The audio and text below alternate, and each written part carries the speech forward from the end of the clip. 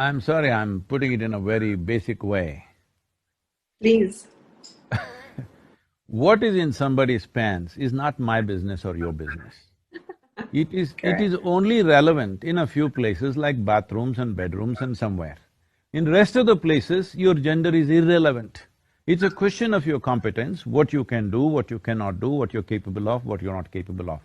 We need to bring the world to this place that what kind of body you have is not my business. Only in bodily relationships it matters. In rest of the time, it's not my business. For this, women also should think this way, but right now, it is, I don't know, it's a complete, you know, man's dream is being played out by the women, you know. Yes. Because, like yesterday I was somebody, because I was supposed to talk to some musician, and I said, okay, let me hear something, so they played a video. I'm sorry I'm using such words, but I'm saying because it pains me that women are being projected like this. And a musician is on stage in underpants.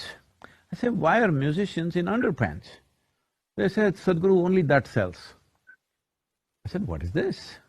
So this is horrible exploitation of the woman, and women are cooperating in this.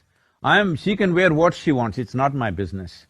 But if she's wearing that only because that's what sells, that is not right in the society. It's her choice what she wants to wear. But it's not her choice, somebody else is determining her choice, which is not choice at all.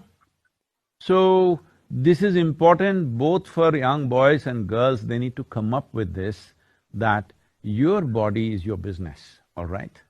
It is not something that everybody needs to be involved with your body on the street.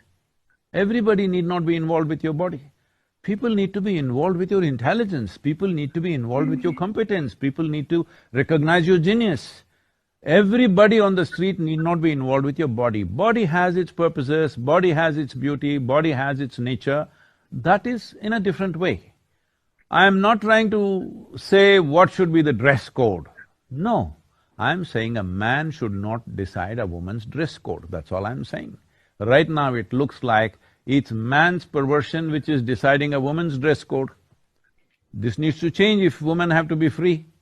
So this is why I am saying, as from man's muscle it is moving to a cerebral nature of activity, similarly from a woman's flesh it has to move to a cerebral nature of activity.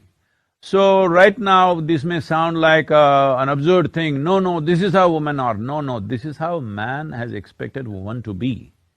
This is not how women are. I know enough women in my life, all around me, to clearly know that this is not how they are, but they think this is what is expected out of them. Is that a superwoman syndrome, Sadhguru, that you call this? I'm sorry? Is this a superwoman syndrome that they define this as, where women just want to project themselves in a certain way? No, I'm saying this is a sure way to destroy the beauty of feminine in the world, because right now you understand masculine as the ideal of success. If you want to succeed, you have to be like a man, you have to show your muscle. This must go, because this whole thing is coming from this is a consequence of, in one way, that economic engine drives everything in the world. When economy is the only thing that matters, everything is a marketplace. Everything is about… See, in the marketplace, if I give less and take more, I'm smart, isn't it? Hello? If I go to a marketplace and give more and take less, I'm stupid.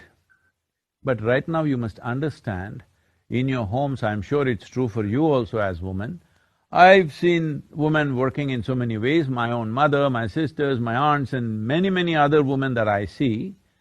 Yeah, when they are at home, their whole thing is to give themselves totally, because they're doing something that they love to do. They're doing things for people that matter, that what I get is not important. That's what makes their life beautiful.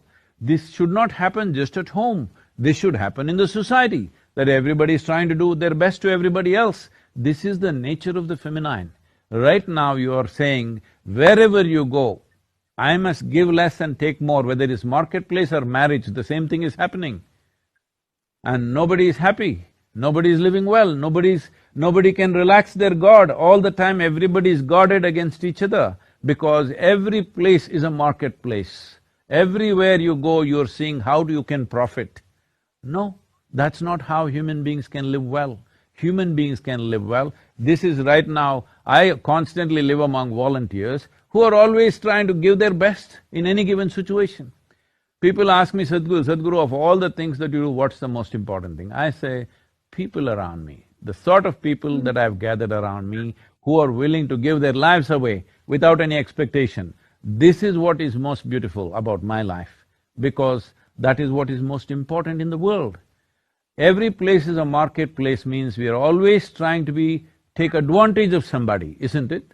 When your mind has become a marketplace, there will be no consciousness, there will be no finer aspects of life, there will be no room for the feminine in the world.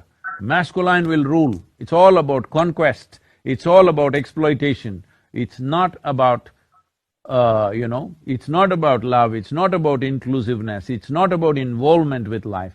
Where there is no unbridled involvement with life, there is no life at all.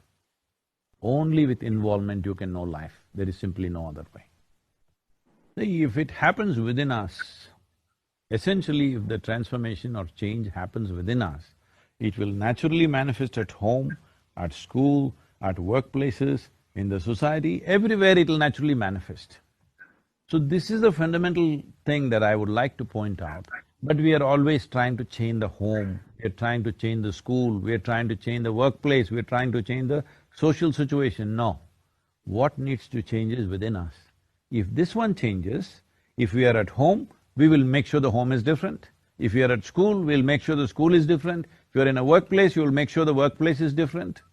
So, right now this may look like a faraway thing, but just look back and see, 25 years ago, across the world, not just in any one place, where was, in terms of work, in terms of recognition of competence, in terms of educational qualifications, where was a woman 25 years ago and where is she today?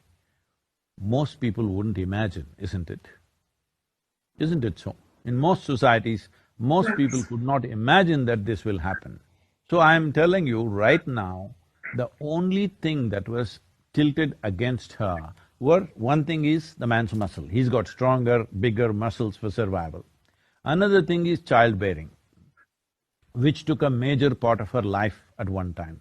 Because to have 2, 3 children survive, she had to deliver 7, 8 children, which kept her whole life busy. But right now, infant mortality rate has gone down significantly across the world. If you have 2 children, most probably both of them will survive, I'm saying. Those days are gone where you had to bear 8 children for 2 to survive, which used to be the way in the past. So, this man's muscle and childbearing, both of them have been neutralized now.